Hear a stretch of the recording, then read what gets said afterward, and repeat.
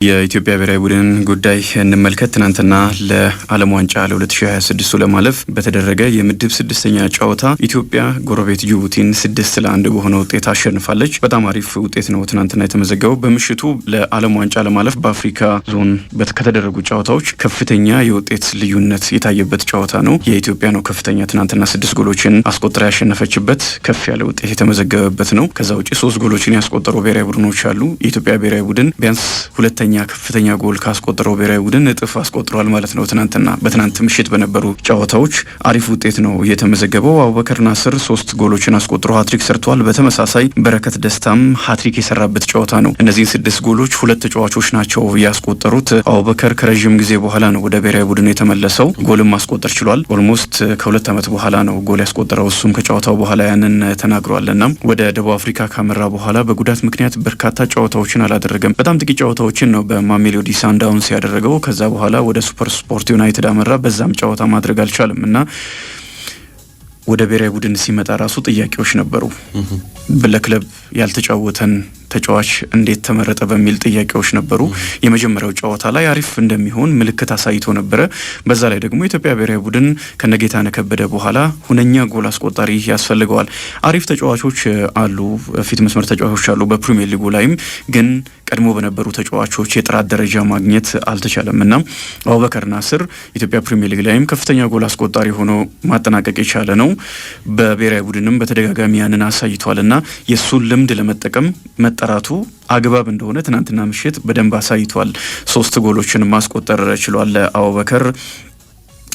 ሁለተኛውን ጎል ደግሞ ያው ከጉዳት መልስ ነው ይሄንን ያደረገው። ለቀጣይ ጨዋታዎች ለክለብ ህይወቱም አሪፍ ነገር ሊሆን ይችላል። አንዳንድ ጊዜ የክለብ ጨዋታዎች አንድን ተጫዋች ለብሔራዊ ቡድን ያስመርጡትና በብሔራዊ ቡድን ላይ ራሱን በሚገባ ያሳያል። በተለይም ደግሞ በትልልቆቹ ብሔራዊ ቡድኖች አማራጭ ባላቸው ብሔራዊ ቡድኖች ላይ የክለብ እግር ኳስ ላይ በደንብ አሪፍ መሆን ያስፈልጋል ከነዚህ ምክንያቱም እነዚህ ብሔራዊ ቡድኖች ብዙ አማራጭ ተጫዋቾች ስላሏቸው ከነዛ አማራጮቻቸው መካከል የተሻሉ የሚሏቸው ነው መርጠው ለብሔራዊ ቡድን የሚጠቀሙት። ግን ደግሞ እንደኛ አይነት ብዙም አማራጭ ለሌለን እንደ ኢትዮጵያ አይነት ብሔራዊ ቡድን ክለብ ላይ አንድ ተጫዋች ብዙ እንኳን ባይሆን ብሔራዊ ቡድን ላይ ስኬታማ ከሆነ ለክለብ እግር ኳስ ደግሞ በተቃራኒው ለክለብ እግር ኳስ ይጠቅመዋልና ምናልባት በቀጣይ ከሱፐር ስፖርት ዩናይትድ ጋር ለሚኖሩ ጨዋታዎች ለአቡበከር ናስር በጣም አሪፍ ይመስለኛል። በትልቅ ደረጃ ለዓለም ዋንጫ ለማለፍ በሚደረግ የማጣሪያ ጨዋታ ላይ ነው ሃትሪክ መስራት የቻለውና ለቀጣይ የእግር ኳስ ህይወቱም አሪፍ መነቃቃትን የሚፈጥርለት ሊሆን ይችላል። በእርግጥ ከጉዳት ጋር የተያያዘ ታሪክ ነው ያለው። ያንንም የሚሽርለት ሊሆን ይችላል። ያው መነሳሳት የሚጨምረው ብዙ ነገር ስላለ ማለት ነው።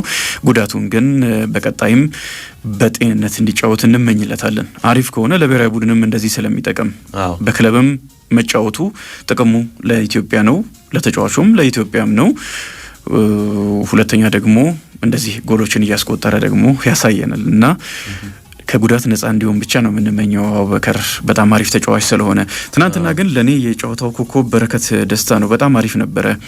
ያው 6 ሰዓት ላይ የተደረገ ጨዋታ ነው መመልከት የቻሉ አድማጮቻችን። በጣም አሪፍ ነው። ከባድ ሰዓት ነው አይደል?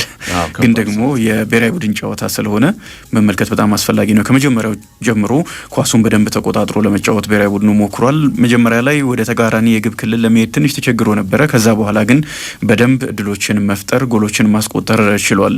እንደተፈጠሩ የጎል እድሎች እንደውም የተቆጠሩ ጎሎች ቁጥር አንሷል። በኔ እምነት 6 ጎል ብዙ ነው አይደለ?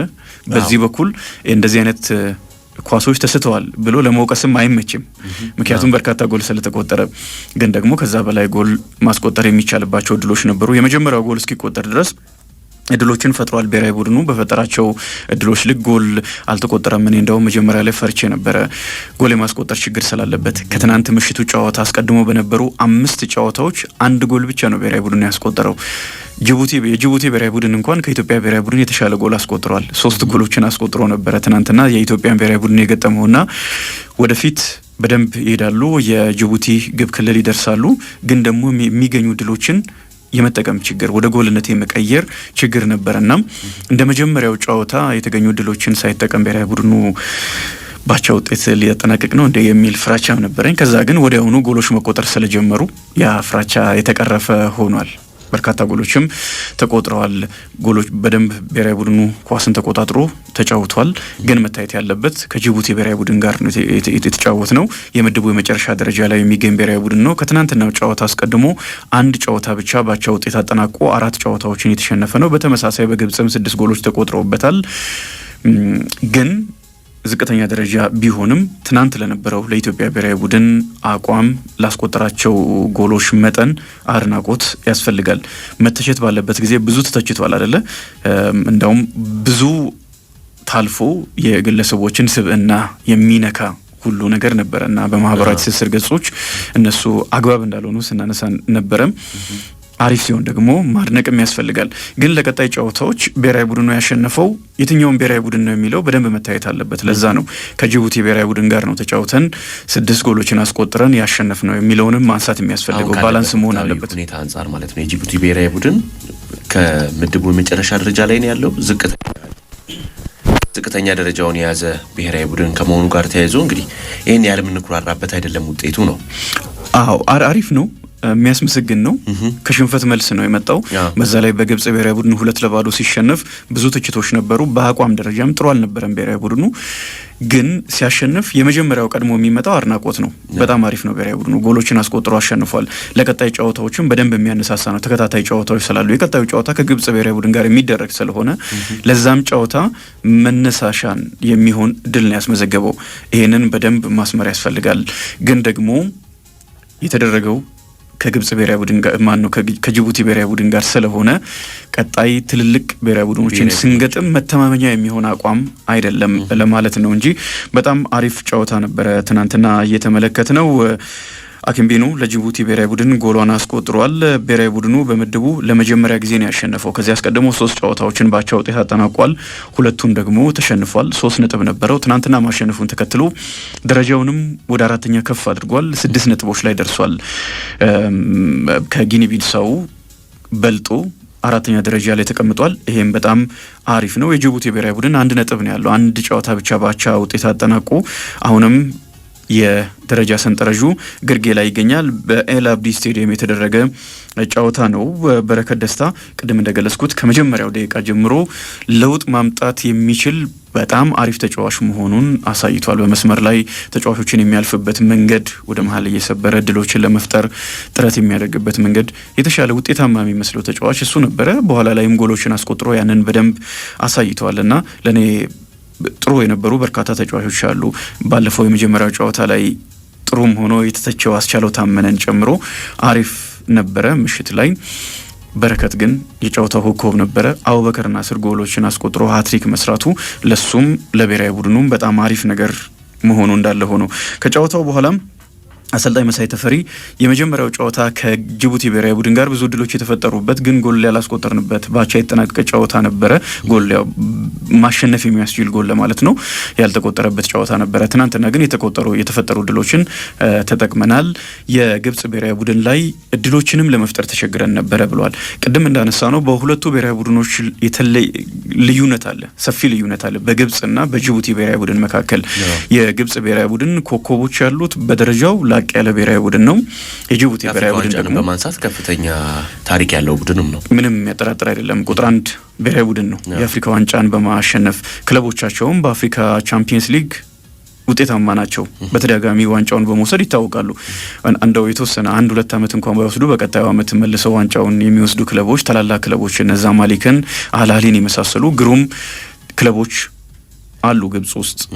እነዚህ ክለቦች ደግሞ ጥሩ የሚከፍሉ በውጭ ሄደው መጫወት የሚችሉ ተጫዋቾችን አንዳንዶችን እንኳን በዛው በክለባቸው ማቆየት የሚችሉ ክለቦች ናቸውና የግብጽ ሊግም አሪፍ ሊግ ስለሆነ ለብሔራዊ ቡድኑ አበርክቶ ከፍ ያለ ነው። በአጠቃላይ የግብጽ ብሔራዊ ቡድን ትልቅ ብሔራዊ ቡድን ነው። የጅቡቲ ብሔራዊ ቡድን ደግሞ በደረጃ ከኛም ያነሰ ብሔራዊ ቡድን ነው። ስለዚህ የሚሰጡትን አስተያየቶች በዚህ መልኩ ማየት ይገባናል ለማለት ነው። አሰልጣኝ መሳይ ተፈሪ የግብጽ ብሔራዊ ቡድን ላይ እድሎችን ለመፍጠር ተቸግረናል ሲል ትልቅ ብሔራዊ ቡድንን ስለገጠመ ነው፣ ሌላ ነገር አይደለም። አሪፍ ብሔራዊ ቡድን ስለነበረ 2-0 ያሸነፈን ብሔራዊ ቡድን ነው። ከዛም በላይ ጎሎችን አስቆጥሮ ማሸነፍ ይችል ነበረ። የጅቡቲ ብሔራዊ ቡድን ደግሞ ከኛ አቅም በታች ስለነበረ ብዙ የጎል እድሎች ተፈጥረዋል፣ ጎሎችም ተቆጥረዋል። ይሄ ከግምት ውስጥ መግባት አለበት። ግን ደግሞ እንደ ብሔራዊ ቡድን የትኛውንም ጨዋታ ማሸነፍ ትልቅ ስሜት ይሰጣል። የግብጽ ብሔራዊ ቡድን የኢትዮጵያን ብሔራዊ ቡድን ሲያሸንፍ በፊፋ ደረጃም በተለያዩ መስፈርቶች ብንመለከት የግብጽ ብሔራዊ ቡድን አሪፍ ሆኖ የኢትዮጵያን ብሔራዊ ቡድን ስላሸነፈ ግን እንደ ትልቅ ድል ነው። ምንም ያጠራጥር አይደለም። ስለዚህ የኢትዮጵያ ብሔራዊ ቡድንም የጅቡቲ ብሔራዊ ቡድንን ሲያሸንፍ ትልቅ ድል ተደርጎ የሚቆጠር ነውና ለአሰልጣኝ መሳይ ተፈሪ በጣም አሪፍ ድል ነው። ያው በቋሚ አሰልጣኝ ሆኖ ከተቀጠረ በኋላ ሁለተኛ ጨዋታውን ነው እያደረገ የሚገኘው። የመጀመሪያው ጨዋታ እንዳለመታደል ሆኖ ከግብጽ ጋር የተደረገ ስለነበረ ተሸንፏል። ከሜዳ ውጭ ነው ብሔራዊ ቡድኑ ጨዋታዎችን እያደረገ የሚገኘው። አቡበከር ናስር ከረጅም ጊዜ በኋላ ጎል ማስቆጠሬ ለኔ ደስታ ነው። ኮች እድል ስለሰጠኝ አመሰግነዋለሁ ብሏል። ቀደም እንዳልኩት ያው ጥያቄዎች ነበሩ በክለቦች ደረጃ ጉዳትም ስለነበረበት ጨዋታዎችን ሳያደርግ ቆይቶ ወደ ብሔራዊ ቡድን መመረጡ በራሱ አስገራሚ ነው። የመጀመሪያውም ጨዋታ ላይ በቋሚነት ተሰለፈና ይህም ጥያቄ ስለነበረ ኮች ድል ስለሰጠኝ አመሰግናለሁ፣ ለቀጣይ መነሳሻ የሚሆነን ድል ነው ብሏል። ትችትን በተመለከተ ትችቶች ተገቢ ቢሆኑ ጥሩ ነው። የምንቀበላቸውም የማንቀበላቸውም አሉ። ውጤት ሲጠፋ መተቸት ተገቢ ነው የሚል አስተያየት ሰጥቷል። የኢትዮጵያ እግር ኳስ ፌዴሬሽን ፌስቡክ ገጽ ላይ የሶስቱንም የአሰልጣኝ መሳይ ተፈሪ የበረከትንና የአቡበከርን አስተያየት ለጥፏል። ይሄ በጣም አሪፍ ነገር ነው። በኢትዮጵያ እግር ኳስ ፌዴሬሽን በኩል ከተመለከትናቸው አሪፍ ነገሮች አንዱ መረጃዎችን ቶሎ ቶሎ በማህበራዊ ትስስር ገጽ ላይ የሚያደርስበት መንገድ ነውና ከዛው ስለ እነዚህ ጨዋታዎች ስለ ድሉ የተሰማቸውን ስሜት ተጫዋቾችም አሰልጣኙም እንዲገልጹ ማድረግ ተችሏልና አቡበከር ይሄንን አስተያየት ሰጥቷል። አስቻለው ታመነ ትናንትና ጎል ተቆጥሮ ኢትዮጵያ ብሔራዊ ቡድን ተጫዋቾች ስሜታቸውን ደስታቸውን የገለጹበት መንገድ በጣም የሚገርም ነው። አስቀድሞም በእርግጥ አስቻለው ታመነ ሲናገር ነበረ ማንም ጎል ያስቆጥር ያው ቦርጭ ያለበት ተብሎ በፎቶሾፕ ሲሰራ ስለነበረ ያንን አሳያለሁ ብሎ ነበረ። 3-4 ተጫዋቾች ተደርድረው መለያቸውን ከፍ አድርገው አሳይተዋል እና ለምንድን ነው እንደዛ የገለጹት? አንዳንድ ጊዜ ትችቶች ሲመጡ ተጫዋቾቹ ፕሮፌሽናል ስለሆኑ ያንን ዋጥ አድርገው የመያዝ አቅም ሊኖራቸው ይገባል። ያው ደጋፊዎች ናቸው። ተገቢ ባይሆንም ትችቱ በዚህ መልኩ መስጠቱ ተገቢ ነው አይደለም የሚል የሚያከራክር ነገር ሊኖር ይችላል። እነሱ ግን የመጣው ትችት ተገቢ አይደለም በሚል ለዛ ምላሽ ሰጥተዋል። ጎል ካስቆጠሩ በኋላ ደስታ አገላለጻቸው ምላሽ ነው። አዎ እነ በረከት አቡበከር ራሱ አስቻለው ታመነ መለያቸውን ከፍ አድርገው ያው ሲክስ ፓካቸውን አሳይተዋል። በዚህ መልኩ ነው ደስታቸውን የገለጹትና ይህንንም በተመለከተ ትችቶች ተገቢ መሆን ይገባቸዋል የሚል አስተያየት አቡበከር ሰጥቷል። በረከትም በተመሳሳይ ደስታ አገላለጻችን ጓደኛችን ላይ ለተሰራበት ነው፣ ለዛ ምላሽ ነው የሚል አስተያየት ሰጥቷል። ያው መነጋገሪያ መሆን ይችላል። የመጀመሪያው ሃትሪኬን በመስራቴን በብሔራዊ ቡድን ደስ ብሎኛል፣ ከግብጽ ጨዋታ ተምረን የገባ ነው ሲል አስተያየት ሰጥቷል። የትችቶችን በተመለከተ ተጫዋቾቻችንም የማህበራዊ ትስስር ገጽ ላይ ያላቸውን አጠቃቀም በሚገባ ማስተካከል ይኖርባቸዋል የሚል እምነት ነው ያለኝ። እኔ ማህበራዊ ትስስር ገጽ ላይ አንዳንድ ጊዜ ላይቭ ይገቡና ከደጋፊዎች ጋር ብሽሽቅ የሚመስል ነገር ውስጥ ይገባሉ። ለሚመለስ ትችት ሲመጣ እነሱ የሚመልሱበትን መንገድ አንዳንዶቹ ተገቢ አይደለም። ይሄ ደግሞ በማህበራዊ ትስስር ገጽ ጊዜ ስለሆነ አሁን ማንም ሰው የፈለገውን ነገር አስተያየት ስለሚሰጥ ጉዳቱ ልክ አሁን እንዳለው የሚታይ ይሆናል እና ተጽዕኖውን አስቻለው ታመነም በግልጽ ሲናገር ሰምተናል፣ እንዴት ተጽዕኖ እንደሚፈጥር። ትናንትናም ተጫዋቾች ጎል አስቆጥረው በዛ መልክ ደስታቸውን የገለጹት ተጽዕኖ ስላለው ነው አይደለ? ተጽዕኖ ስለፈጠረባቸው ነው እና የማህበራዊ ትስስር ገጽ አጠቃቀማቸውን በደንብ ማስተካከል ይኖርባቸዋል። አንደኛው እሱ ነው ብዬ ስለማስብ ነው ይሄንን ማነሳው። ሁለተኛው ያው እንደ ማንኛውም ፕሮፌሽናል ተጫዋች በተለይም ደግሞ ሀገርን እንደወከለ ፕሮፌሽናል ተጫዋች በሜዳ ላይ የሚገባቸውን ሁሉ ነገር መስጠት፣ ያላቸውን የመጨረሻውን አቅማቸውን መጠቀም። አንዳንድ ጊዜ ከአቅም በላይ ሆኖ ቢሸነፉ ማንም የሚጠይቃቸው አይኖርም። የሊጋችን ደረጃ ይታወቃል። ተጫዋቾቻችን የሚያርጉበት መንገድ ይታወቃል። ልክ እንደ ግብጽ ባሉ ፕሮፌሽናል ተጫዋቾች በትልቅ ክለቦች አካዳሚዎች ውስጥ ያደጉ ተጫዋቾችን ብሔራዊ ቡድኑ ሲገጥም የማይችለውን ነገር ማድረግ የማይችለውን ነገር እንዲያደርግ አንጠብቅም። ማንም የሚጠብቅ ያለ አይመስለኝም። ግን ደግሞ ሁሉን ነገር ማድረግ ከቻሉ የሚያደርጉትን ነገር የሚችሉትን ነገር አድርገዋል በሚል ሙገሳ ነው ሊሰጣቸው የሚችለው። አንደኛው ዋናው ነገር የመጨረሻ አቅማቸውን መጠቀም አለባቸው የሚል ነው። የአብዛኛው ሰው አስተያየት በተገቢ ሁኔታ የቀረቡ አስተያየቶች፣ ትችቶች መነሻ ማድረግ ያለባቸውን አላደረጉም ከሚል መነሻ ነው። ስለዚህ ያንን መቀበል ያስፈልጋል። ትችቶችን በደንብ መቀበል ያስፈልጋል። ግን ወጣ ያሉ የሰው ስብዕና ላይ የሚደረጉ ጥቃቶችን ውጪ እንደምናወግዘው ሁሉ ለምሳሌ ጥቁሮች ላይ የሚሰነዘሩ ጥቃቶች ምክንያታቸው የተለያየ ቢሆንም ያው ጥቃት ስለሆነ እሱን እንደምናወግዘው ሁሉ እዚህም ሲሆን የሚወገዝ ተግባር ነው። ከዛ ውጪ ተጫዋቾችም አሰልጣኙም ብሔራዊ እግር ኳስ ፌዴሬሽኑም መወቀስ ባለባቸው መተቸት ባለባቸው ቦታ ላይ በደንብ መተቸት ይኖርባቸዋል። በኢትዮጵያ ምድብ የተደረጉ ሌሎችም የሚደረግ ዛሬ አንድ ጨዋታ አለ። ግብጽና ሴራሊዮን ይጫወታሉ። ቡርኪና ፋሶ ትናንትና አሸንፋለች 2-1 በሆነ ውጤት። ግብጽ በ13 ነጥቦች የምትመራው ምድብ ነው። ዛሬ የምታሸንፍ ከሆነ ነጥቧን ወደ 16 ከፍ ታደርጋለች። 5ኛ ድልም ሆኖ ይመዘገባል። አልተሸነፈችም። አንድ ጨዋታ ብቻ ነው አቻ ያጠናቀቀችው። 2 ጎሎች ተቆጥረውባት 13 ጎሎችን አስቆጥራ 11 የጎል ክፍያ ያላት ግብጽ ወደ አሜሪካ ማምራቷ የሚቀር አይመስልም። ዛሬም በሜዳዋ ነው ጨዋታውን የምታደርገው። የማሸነፍ ግምት ተሰጥቷታልና ያለምንም ጥርጥር በቀጣይ ልንመለከታት እንችላለን በዓለም ዋንጫ ላይ። በኢትዮጵያ ምድብ ዛሬ የሚደረገውን ጨዋታ ስናነሳ ነበረ። የግብጽ ብሔራዊ ቡድን ዛሬ የሚያሸንፍ ከሆነ ደረጃውን ያሻሽላል። ቡርኪና ፋሶ በ11 ነጥቦች ሁለተኛ ደረጃ ላይ መታለች። በ3 ጨዋታዎችን አሸንፋ ሁለቱም ባቻ ውጤት አጠናቃ አንድ ጨዋታ ብቻ ነው ቡርኪና ፋሶ የተሸነፈችው። ልክ እንደ ግብጽ ሁሉ 13 ጎሎችን አስቆጥራለች። ልዩነቱ 7 ጎሎች ተቆጥረውባታል። የግብጽ ብሔራዊ ቡድን 2 ጎሎች ብቻ ነው የተቀበለው። 6 የጎል ክፍያ አላት ቡርኪና ፋሶ። 11 ነጥቦች በጣም አሪፍ ነው። ያው በቀጣይ አንደኛ ሆነው የሚያልፉ ቡድኖች ቀጥታ ወደ ዓለም ዋንጫ የማለፍ እድል ያገኛሉ። ግን ደግሞ በጥሎ ማለፍ ጨዋታዎች ወደ አሜሪካ፣ ካናዳ ወይም ሜክሲኮ የማለፍ እድል ስላለ ለዛም ቡርኪና ፋሶ ጥሩ ደረጃ ላይ ትገኛለች። ቀጣይ ጨዋታዎች ይጠበቃሉ። ሴራሊዮን በ8 ነጥብ 3ኛ፣ ኢትዮጵያና ጊኒ ቢሳው በ6 ነጥቦች በጎል ክፍያ ተበላልጠው 4ኛና 5ኛ ደረጃ፣ ጅቡቲ በ1 ነጥብ 6ኛ። 16 የጎል ዕዳ ያለበት ቡድን ነው የትናንትናውን ጎል ጨምሮ ማለት ነው። በነገራችን ላይ የኢትዮጵያ ብሔራዊ ቡድን ትናንትና 6-1 ማሸነፉን ተከትሎ የነበረበትን የጎል ዕዳ አሁን ሙሉ በሙሉ አጥፍቷል። 7 ጎሎች ያስቆጥሮ 7 ጎሎች ናቸው የተቆጠሩበት። ይሄም አንድ ነገር ነው፣ በጣም አሪፍ ነገር ነው። ትናንትና አይቮሪ ኮስት ኮት ዲቯር ጋምቢያን 1-0 በሆነ ውጤት አሸንፋለች። ከትናንት በስቲያ ጋቦን በዚህ ምድብ አሸንፋ ኬንያን 2-1 አሸንፋ በፒየር-ኤመሪክ ኦባሜያንግ 2 ጎሎች አንደኛ ሆና ነበረ። ትናንት ኮት ዲቯር የአፍሪካ ሻምፒዮኗ ማሸነፏን ተከትሎ ነጥቧን 16 በማድረስ መሪነቱን ተረክባለች። ይህ ምድብ የቀጣይ ጨዋታዎችን በደንብ በውጉት የሚጠበቁበት ምድብ ነው። 16ና 15 ነጥብ ይዘው ነው ኮት ዲቯርና ጋቦን አንደኛና ሁለተኛ ደረጃ ላይ የሚገኙት። ብሩንዲ፣ ኬንያና ጋምቢያ በ7 በ6ና በ4 ነጥቦች እስከ 5ኛ ያለውን ደረጃ ይዘዋል። ቱኒዚያ አሸንፋለች 16 ነጥቦችን ይዛ እየመራች ነው የምትገኘው ይሄንን ምድብ። ዛሬ ትጫወታለች የቱኒዚያ ከላይቤሪያ ጋር በ16 ነጥቦች ትመራለች። የምታልፍበት እድል በጣም ከፍተኛ ነው። ናሚቢያ በ12 ነጥቦች ሁለተኛ ደረጃ ላይ ነው የምትገኘው፣ ባቻ ውጤት አጠናቃለች። ላይቤሪያ 10 ነጥቦችን ይዛ 3ኛ ደረጃ ላይ ትገኛለች።